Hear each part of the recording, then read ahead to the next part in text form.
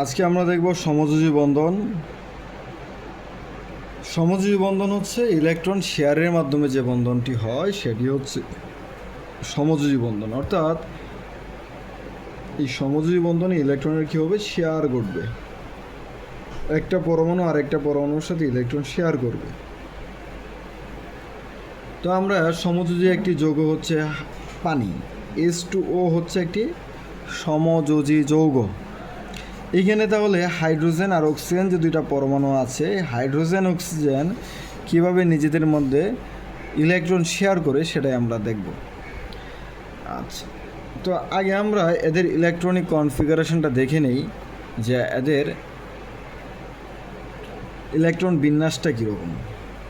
যে আমরা জানি হাইড্রোজেনের পারমাণবিক সংখ্যা কত, হাইড্রোজেনের পারমাণবিক সংখ্যা হচ্ছে 1, অর্থাৎ তার ইলেকট্রন বিন্যাসটা হচ্ছে 1s1।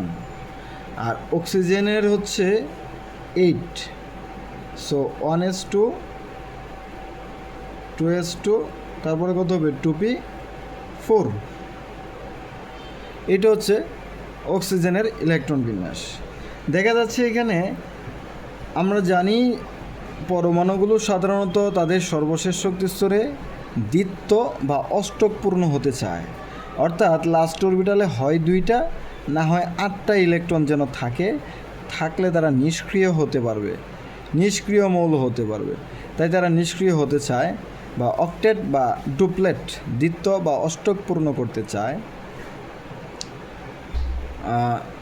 কিন্তু এখানে দেখা যাচ্ছে হাইড্রোজেনের শেষ যে শক্তি স্তর একটা ইলেকট্রন, সে চাইলে দান করতে পারে।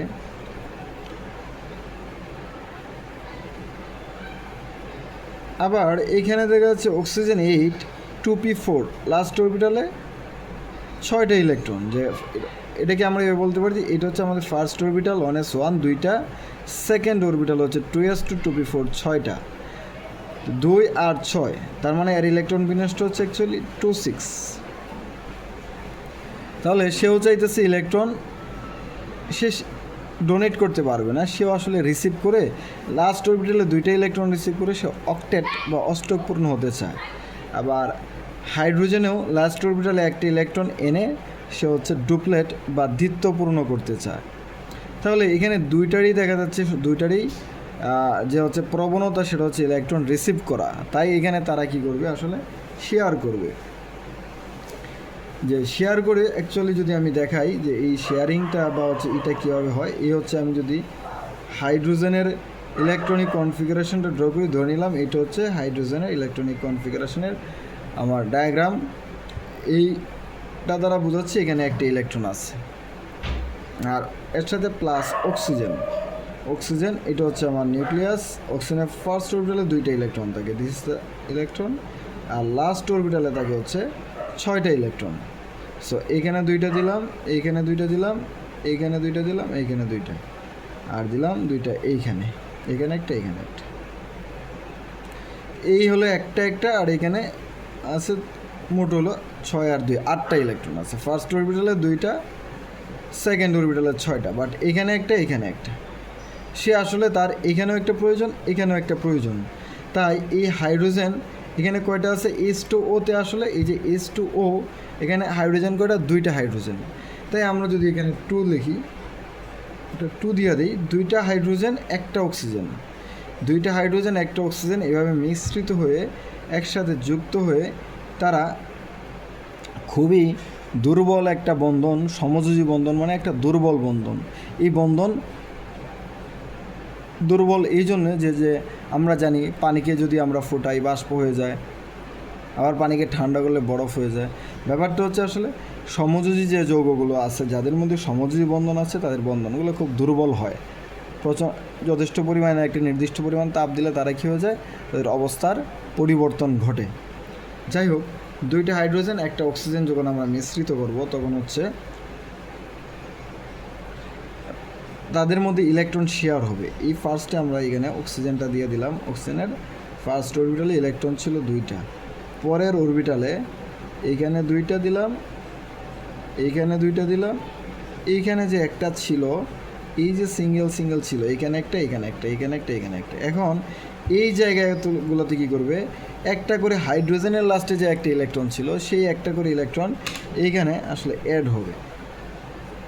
এটাকে আমি এখানে ডট সাইন দিতে পারি, ক্রস এখানে ক্রস দিতে পারি, দিলে এখানে ক্রস দেবো। এখানে যেহেতু ডট, সো এখানে ডটেই দিব, সমস্যা নেই।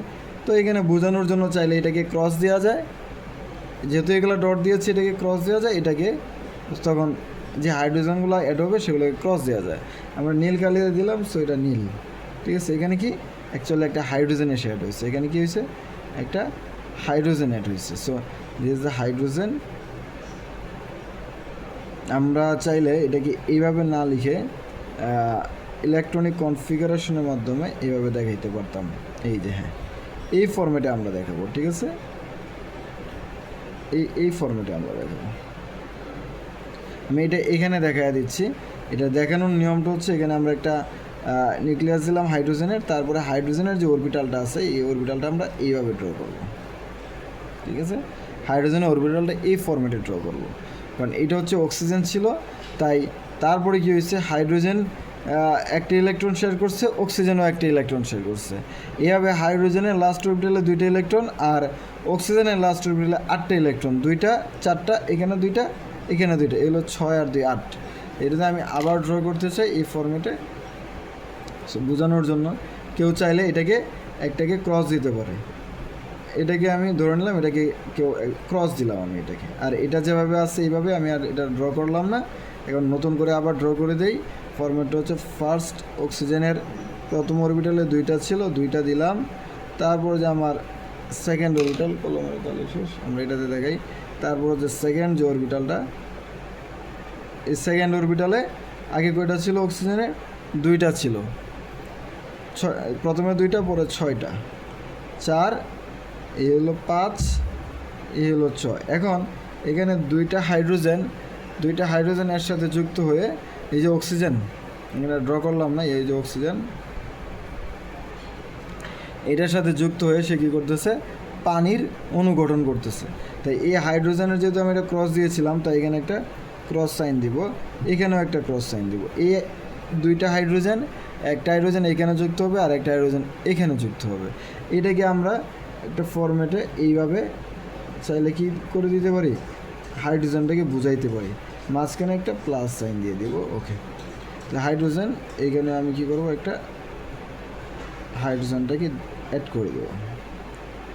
তাহলে বোঝা যাচ্ছে যে এই ক্রস সাইনগুলো হচ্ছে হাইড্রোজেনের একটা ইলেকট্রন, আর এই গোল ব্ল্যাক সাইনগুলো হচ্ছে অক্সিজেনের ইলেকট্রন। এইভাবে হাইড্রোজেনের কক্ষপথে 2টা ইলেকট্রন দ্বারা ডুপ্লেট পূর্ণ হইল, আর অক্সিজেনের শেষ কক্ষপথে 2 4 6 2 4 5 6, আর হাইড্রোজেনের একটা 2টা, এভাবে 2 4 6 8, অর্থাৎ 8টা দ্বারা অক্সিজেনও অষ্টক পূর্ণ করলো।